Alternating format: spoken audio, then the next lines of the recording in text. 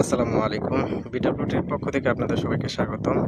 এখন বর্তমানে আমি আছি কুমিল্লা জেলার দাউদকান্দি উপজেলার যে গোমতী নদী, এই গোমতী নদীর একটি ব্রিজের উপরে আছি।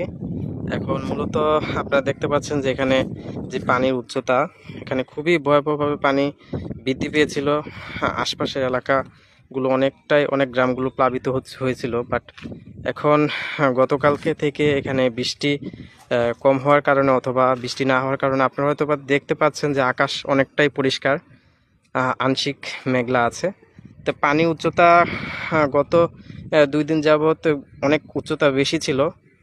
আর এখন আপনারা হয়তো জানেন যে বাংলাদেশ পানি উন্নয়ন বোর্ড কর্তৃক যেই বিপদসীমার উপরে পানি প্রবাহিত হচ্ছিল গোমতী নদীর, এটির পরিমাণ হচ্ছে 118 সেন্টিমিটার। এখন এটি প্রবাহিত হচ্ছে। এই সেন্টিমিটারটি ছিল আরও বেশি, কিন্তু এখন বর্তমানে বৃষ্টি না হওয়ার